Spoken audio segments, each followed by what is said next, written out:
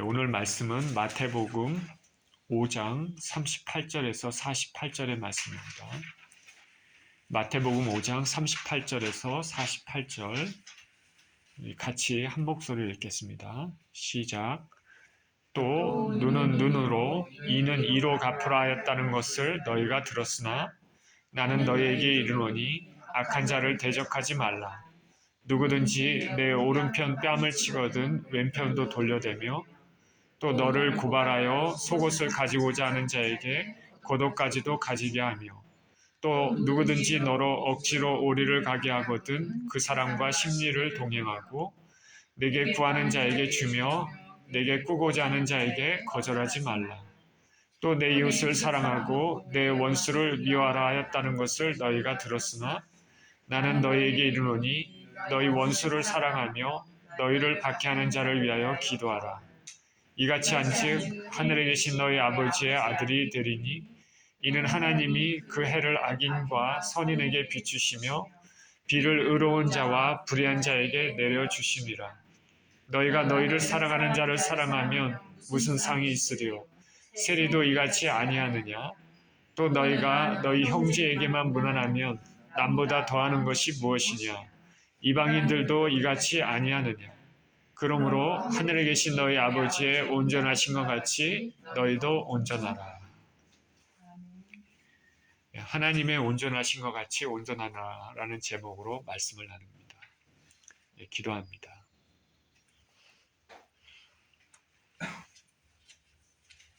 존귀하신 주님, 감사합니다. 말씀을 나누는 시간입니다. 생명의 말씀 가운데 함께하여 주시고 이 말씀이 우리 심령에 귀하게 씨로 뿌려지게 하여 주셔서 귀한 열매로 맺혀질 수 있게 하여 주옵소서. 우리가 하나님 말씀에 반응하는 귀한 시간 되게 하시고 이 모든 시간을 통하여서 하나님만 영광받게 되게 하여 주시옵소서. 감사드리며 우리 주 예수 그리스도 이름으로 기도합니다. 아멘.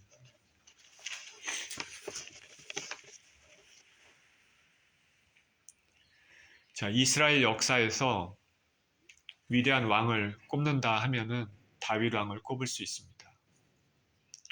그는 목동에서 하나님의 택하심을 받아서 왕이 됐습니다. 그리고 이스라엘을 강한 나라로 통치했습니다. 다윗의 그 삶을 보면 그가 얼마나 훌륭한 사람인지, 신앙의 사람인지 알 수 있는데 여러 가지 중에 그가 훌륭함을 나타내는 것, 알 수 있는 것 중에 하나가 그 이전의 왕이었던 사울을 대하는 다윗의 태도입니다. 다윗은 골리앗을 물리친 것 때문에 이스라엘의 영웅이 됐습니다. 근데 그로 인해서 사울 왕의 시기를 받게 됐습니다. 사울은 다윗을 가까이 두고 신하로 삼았지만은 그 시기심 때문에 여러 차례 다윗을 죽이려고 했습니다.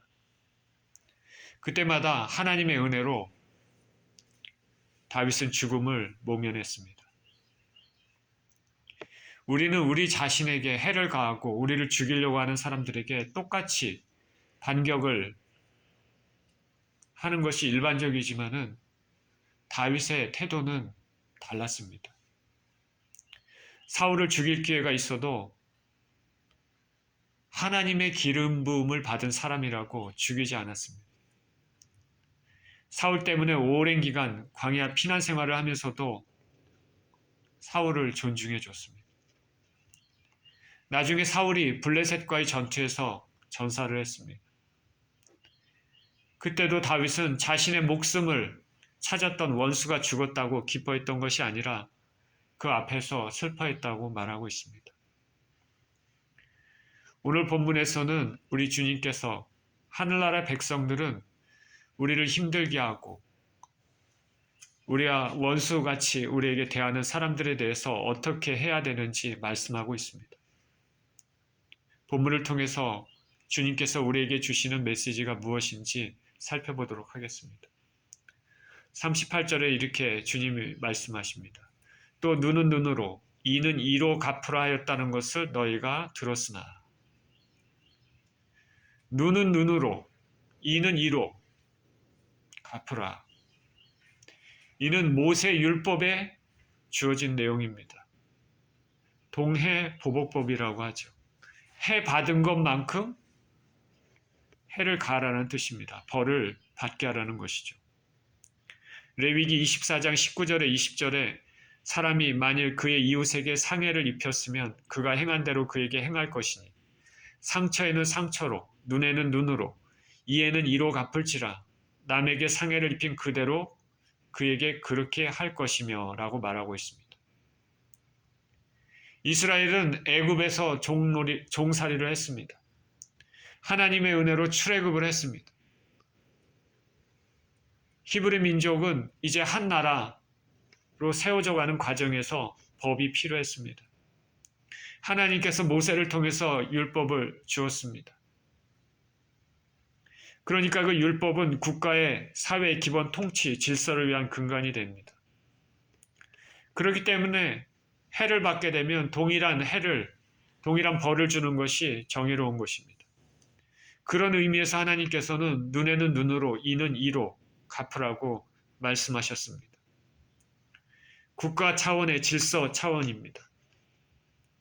그리고 하나님께서 이 율법을 주신 것에는 해를 받은 사람이 마음 가운데 복수심이 불타서 그 이상으로 받은 것 이상으로 갚아줄 수 있기 때문에 그것을 미연에 방지할 수 있는 의미도 있을 것입니다.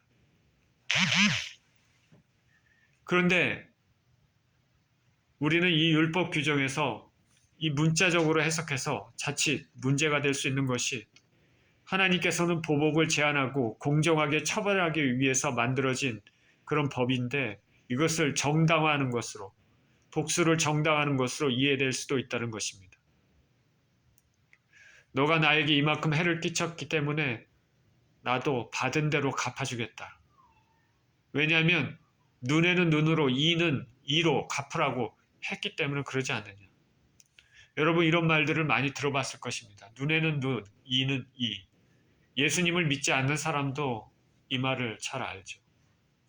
벌써 마음 가운데 증오심과 복수심이 가득 차 있습니다. 그리고 실상 눈에는 눈, 이에는 이 이렇게 말을 하면서도 더 많은 것으로 갚아주는 경우가 있습니다. 하나님께서는 우리를 위해서 온전한 것을 주셨습니다. 악을 제하기 위해서 온전한 것을 주었지만은 인간의 악함은 그것을 이용해서 더 악법으로 이용할 수 있는 것입니다. 예수님께서는 하늘나라 백성들은 이런 율법 조항에 대해서 어떠한 자세를 가져야 되는지 말씀하고 있습니다. 눈은 눈으로, 이는 이로 갚으라 했다는 것을 너희가 들었지만 나는 너희에게 이르노니 39절입니다. 악한 자를 대적하지 말라. 누구든지 내 오른편 뺨을 치거든 왼편도 돌려대며. 예수님께서 말씀하십니다. 눈은 눈, 이는 이. 그런 법이 있지만 나는 너희에게 이르노니. 나는 너희에게 이르노니. 너희라는 것은 예수 그리스도를 믿는 하늘나라 백성들입니다. 너희에게 이르노니 악한 자를 대적하지 말라.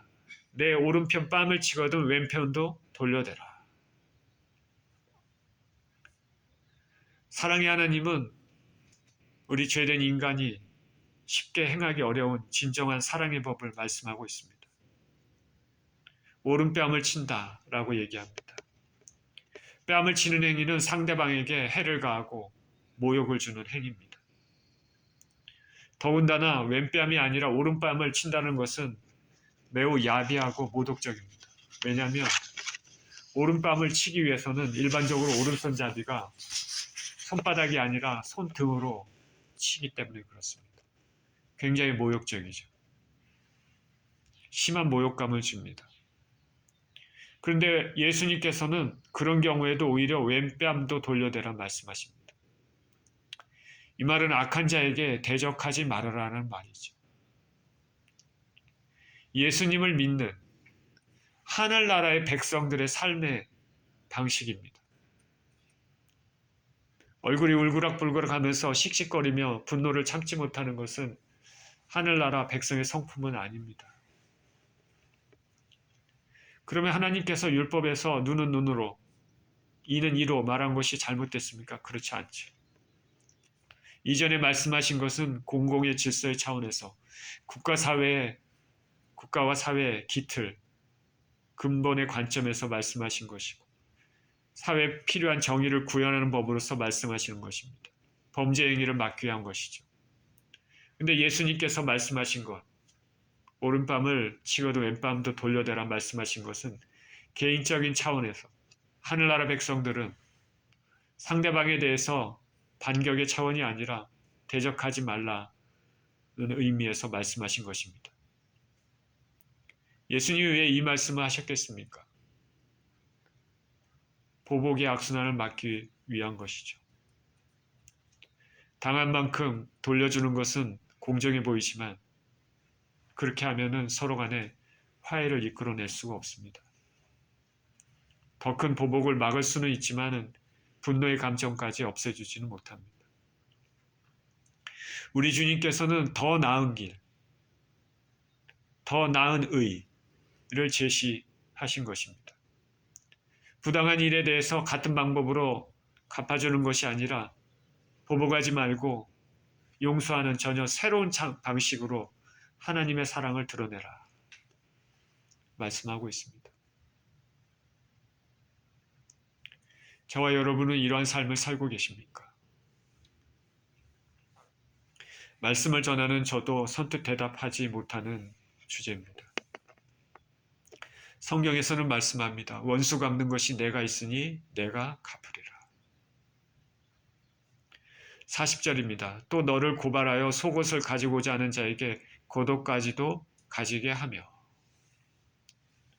고발해서 속옷을 가지고자 하는 자에게 겉옷까지도 가지게 하라. 속옷과 겉옷 중에 겉옷이 더 값어치가 비쌉니다. 나갑니다. 우리 현대에는 직조기술의 발달로 대량으로 쉽게 옷을 만들고 적당한 가격에 옷을 구입할 수 있습니다. 예전하고 달리 특히 미국에서는 저희가 필요할 때 옷을 또 사고 싶을 때 제 집사람과 저하고 구딜 같은 데 가서 또 싸게 사고 아니면 큰 비싼 매장 아닌 데서도 우리가 그렇게 비싸게 옷을 비싸지 않게 살 수 있습니다. 근데 이렇게 된 거는 그리 오래되지는 않았습니다. 불과 몇 세대 이전에도 옷은 귀하고 값이 비쌌습니다. 우리나라를 백이민족이라고 합니다. 하얀색의 깨끗한 옷을 입고 다닌다는 말도 있겠지만은 비싼 채색옷을 입지 못하는 경제적으로 가난한 나라라는 의미도 있을 것입니다. 특히 고대에는 옷이 매우 비쌌습니다. 그래서 율법에서는 겉옷, 특히 겉옷은 양도가 불가능한 소유였습니다. 가난한 자에게는 겉옷은 덮고자 하는 이불로도 쓰일 수 있었습니다. 그럼에도 여기에서 예수님은 말씀하십니다. 속옷을 요구하는 자에게 겉옷까지 주라. 너를 고발하여 속옷을 가지고 하는 자에게 겉옷까지도 가지게 하며. 다른 사람에 대응해서 자신의 권리를 재판에서 관철시키기보다는 오히려 모든 것을 내어주고 벗은 채로 살아가라. 그런 말씀과도 같습니다. 하늘나라 백성들은 이웃의 유익을 위해 고난과 아픔을 무릅쓸 줄 알아야 한다고 주님은 말씀하십니다. 41절에 또 누구든지 너로 억지로 오리를 가게 하거든 그 사람과 심리를 동행하고 억지로 오리를 가게 하거든 심리를 동행하라. 길 운반자로서 안내자로서 민간인에게 동행할 것을 강요하는 로마 수비대 권리에 대해서 말하고 있는데 여기 보면 억지로라고 얘기합니다. 강제의 의미죠. 예수님 당시에 로마 군인들은 민간인들을 임의적으로 징용해서 군수물자를 지정된 거리로 운반하도록 했습니다. 물론 폐인은 없습니다. 자기 마음대로 사람을 징발해서 물자를 운반하게 했죠. 예수님께서 빌라도 뜰에서 채찍에 온몸이 상했습니다. 온몸이 갈기갈기 찢기시고 피를 흘리시고 물을 쏟으셨습니다. 탈진하셨습니다. 골고다 언덕까지 십자가를 지고 가기에는 너무 힘듭니다. 로마 군병들은 그때 구레네에서 온 시몬에게 억지로 예수님의 십자가를 운반하도록 강요했다라고 말하고 있습니다. 이와 같이 로마 군인들은 자주 한 개인에게 그러한 봉사를 요구했습니다. 법질서에 일치하지 않아도 이런 봉사를 강요했다고 합니다. 무고히 아무 이유 없이 갑자기 이렇게 페이도 없이 이런 일을 하게 되면 분노가 생길 수 있죠. 그러나 그런 경우에도 예수님의 제자들은 가져야 할 자세는 안 좋은 마음을 가지고 있거나 그런 것이 아니라 도움을 줘야 된다 말합니다. 구레네 시몬 같은 경우는 얼떨결에 예수님의 십자가를 지는 영광을 얻게 됐지만은 그렇지 않은 사람들은 무작위로 차출당해서 짐을 옮기는 일을 해야 된다면 마음이 좋지 않을 것입니다. 그러나 그럴 때에도 오리를 요구하며 심리까지도 동행하라 말씀합니다. 42절에 내게 구하는 자에게 주며 내게 꾸고자 하는 자에게 거절하지 말라. 무이자로 돈을 빌려주도록 말씀하시는 것뿐 아니라 관대한 정신을 요구합니다. 달라 하는 자에게 주고 꾸고자 하는 자에게 거절하지 말라. 예수님께서 4가지 예를 드셨는데 이웃을 향해 열려진 마음의 자세, 그리고 예수님이 이 말씀하시는 그 말씀의 의미는 뭐냐면 우리가 바리새인들은 참 자신들을 의롭다고 생각하고 많은 사람들도 바리새인이 의롭다고 이렇게 잘못 알고 있는데 하늘나라 백성들은 예수님께서 말씀하시는 하늘나라 백성들은 그런 것보다 더 나은 의를 가지라는 것이죠. 하늘나라 백성들은 더 나은 의를 가져라. 예수님의 말씀은 우리에게 강한 도전을 주고 충격을 줍니다. 왜냐하면 우리의 죄된 본성을 거스르는 일이 되기 때문에 그렇습니다. 참으로 하늘나라 백성들은 예수님의 참 제자들은 이 땅에서 말하는 기준을 넘어 세상에서 말하는 기준을 넘어서 더 거룩한 더 나은 의를 가져야 된다 말씀하고 계시는 것입니다. 이 말씀이 우리 삶에 가능하도록 우리는 이 땅에서 우리 자신을 죽이며 계속해서 싸우며 예수님을 닮아가는 삶을 살아야 됩니다. 이거는 성령의 놀라운 능력과 은혜로 하나님 아버지께 온전한 순종함으로 우리 주 예수 그리스도와 같은 심장을 갖게 된다면 자연스럽게 이 말씀이 우리 삶에 배어들 수 있을 것입니다. 또 43절에 또 내 이웃을 사랑하고 내 원수를 미워하라 하였다는 것을 너희가 들었으나 이웃을 사랑하고 원수를 미워하라. 이웃사랑은 율법의 핵심입니다. 잘 아시다시피 하나님 계명 요약하면 이웃사랑과 하나님 사랑과 이웃사랑입니다. 이웃사랑은 레위기 19장 18절에 원수를 갚지 말며 동포를 원망하지 말며 내 이웃 사랑하기를 내 자신과 같이 사랑하라. 나는 여호와이니라 라고 말합니다. 근데 이 레위기에는 내 원수를 미워하라 이런 말은 없죠. 그냥 원수를 갚지 말며 동포를 원망하지 말며 내 이웃 사랑하기를 내 자신과 같이 사랑하라. 나는 여호와니라. 구약에 직접적으로 적혀 있지는 않습니다. 내 원수를 미워하라. 그런데 서기관들과 바리새인들이 내 이웃을 사랑하라라는 성경을 해석하고 적용하고 하는 가운데 등장했습니다. 그러니까 사람들은 이 말씀에 익숙해 있습니다. 내 이웃을 사랑하고 내 원수를 미워하라.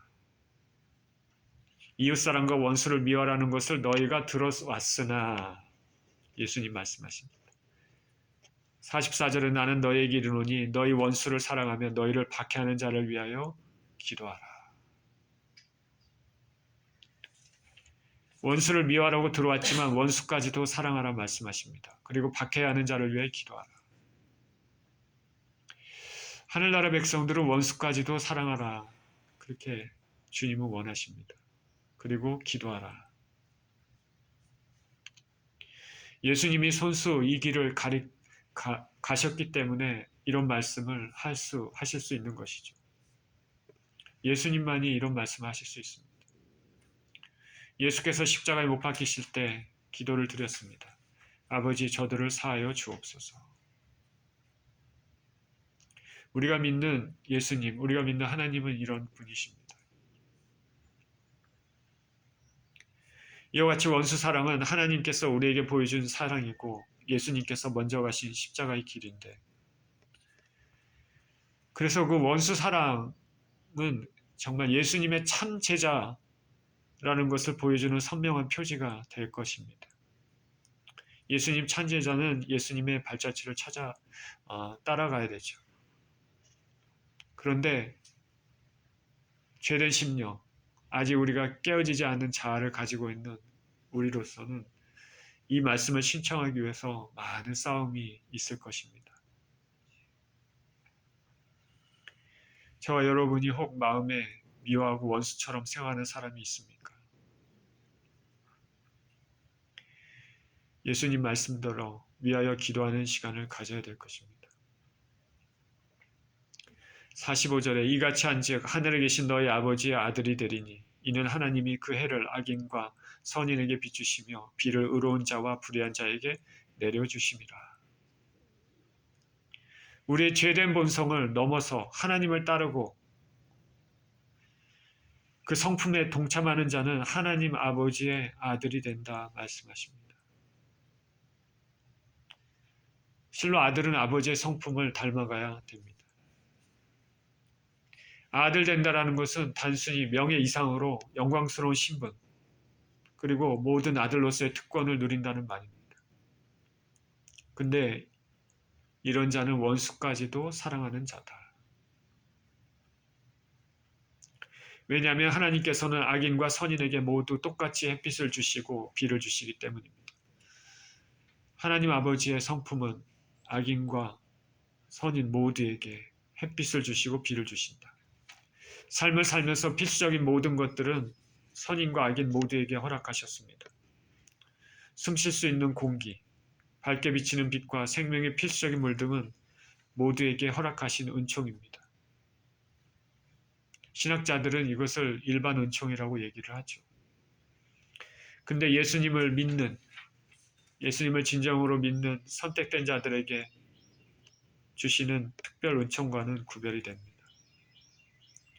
특별 은총을 받은 하나님의 사람들은 그 삶의 전형으로서 선인과 악인에게 모두 은혜를 베푸시는 하나님을 본으로 삼아야 되는 것이죠. 그리고 예수님 제자들은 주위 사람들보다 그 행동하는 것이 뛰어나게 살고 사랑해야 됩니다. 이것이 예수님께서 당신의 자녀에게 요구하시는 더 높은 차원의 의의입니다. 하나님의 홀리 스탠다드는 낮지 않습니다. 하나님은 우리가 죄인이기 때문에 우리에게 맞춰서 그 홀리 스탠다드를 낮추지 않으십니다. 그렇게 하실 수도 없습니다. 왜냐하면 그것은 하나님의 성품이 되기 때문에 그렇습니다. 하나님의 제자들, 예수 그리스도의 제자들은 그 하나님의 그 홀리 스탠다드에 맞춰서 살 수 있도록 이 땅에서 애쓰고 싸우면서 살아가야 되는 것입니다. 이것이 성화의 과정이죠.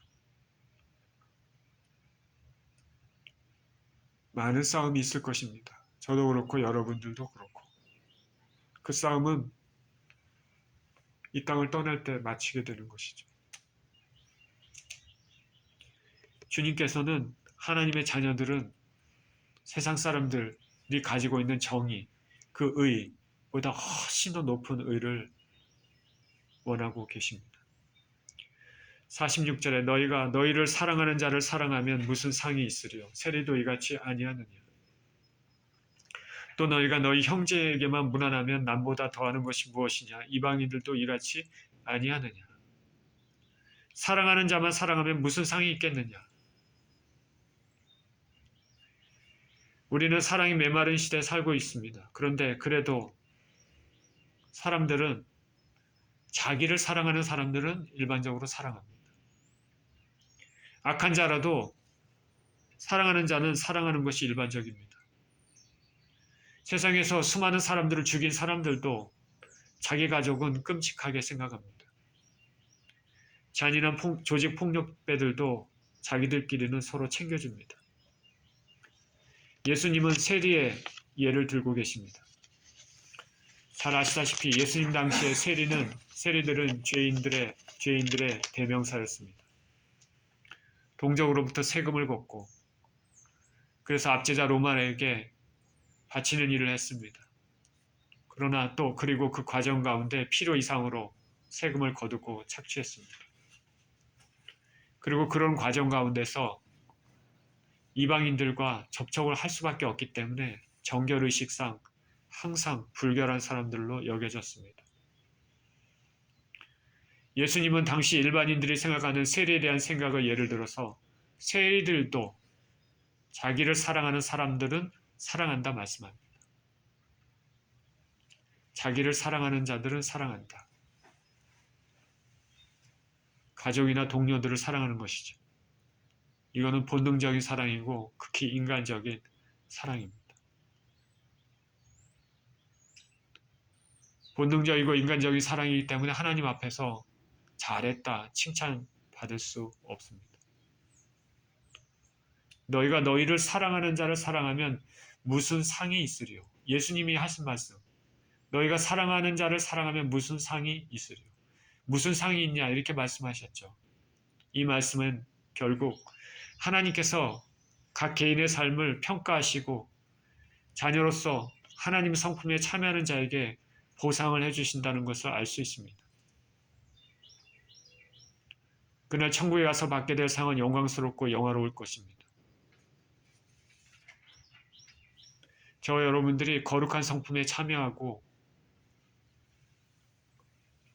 우리의 죄된 심성에, 우리의 본능을 이기고 하나님의 선하심을 따라 사는 그런 행위에 대해서 하나님께서는 그날에 반드시 상으로 허락하십니다. 저와 여러분들이 하나님의 성품을 닮아가는 인생이 되기를 축원드립니다. 비슷한 예로서 형제들에게만 인사를 하면 남보다 더하는 것이 무엇이냐 말씀하십니다. 이방인들도 그렇게 한다.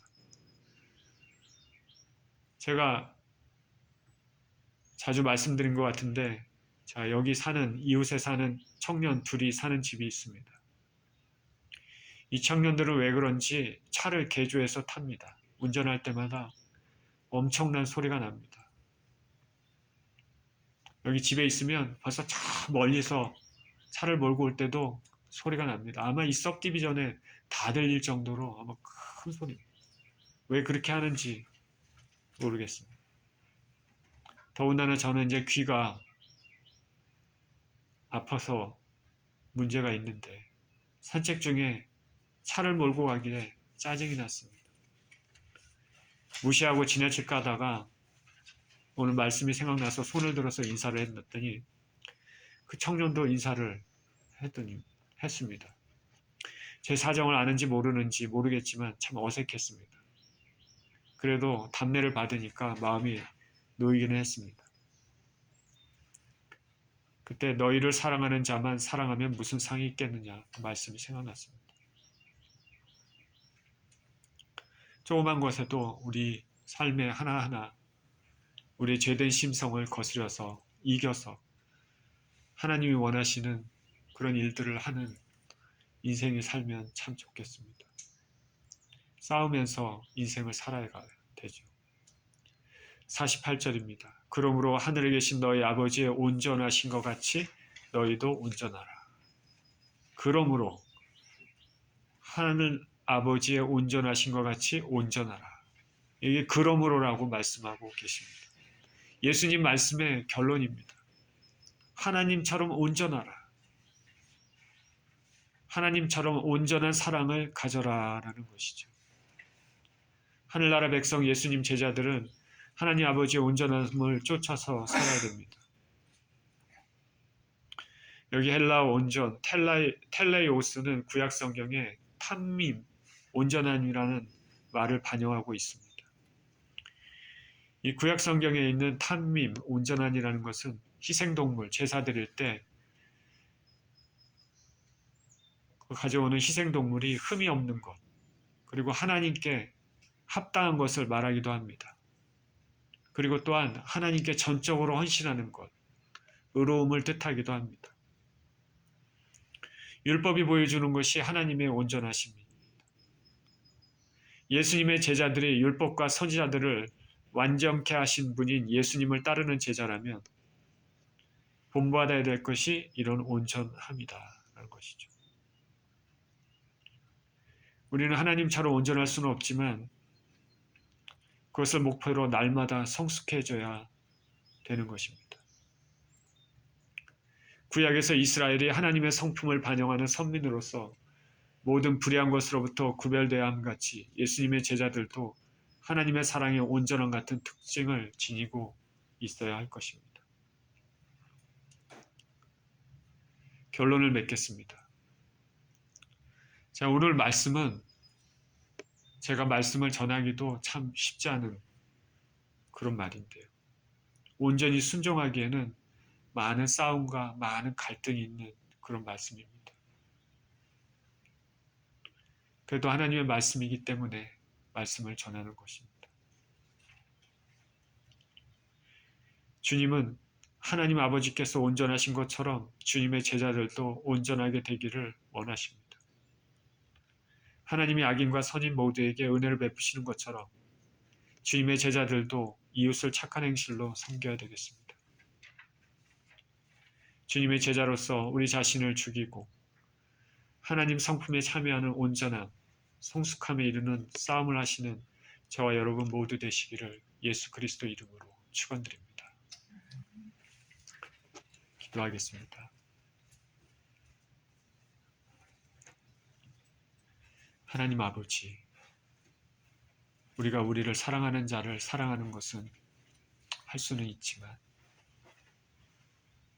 우리에게 해를 끼치고 우리를 어렵게 하는 자들을 사랑하는 것은 참 쉽지가 않습니다. 그런데 우리 주님께서는 오늘 본문의 말씀에서 하나님의 자녀들에게 그런 것까지 요구를 하십니다. 우리 하나님께서 선인과 악인 모두에게 은혜를 베푸셨기 때문에 그렇습니다. 그리고 우리 주님께서도 손수 십자가에서 아버지 하나님 자신을 죽인 자들을 향해서도 그들을 위하여 기도하는 그런 아버지 모습을 보여주셨습니다. 하나님 우리 아버지, 우리가 참 부족하고 연약하고 우리 가운데 죄된 심성이 많이 있지만 이 하나님의 말씀을 생각하고 우리 삶에 실천하도록 애쓰고 노력해서 하나님의 자녀다운 그런 성품을 가질 수 있도록 우리를 도와주시옵소서. 주께서 주님의 백성들에게 원하시는 더 나은 의, 하늘나라 백성으로서의 의, 이 의를 추구하며 사는 우리 인생들 모두 될 수 있도록 축복하여 주시옵소서. 우리 주님께 감사드리며 우리 주 예수 그리스도 이름으로 기도드립니다. 아멘. 찬송 들으시면서 준비한 예물 드리시겠습니다.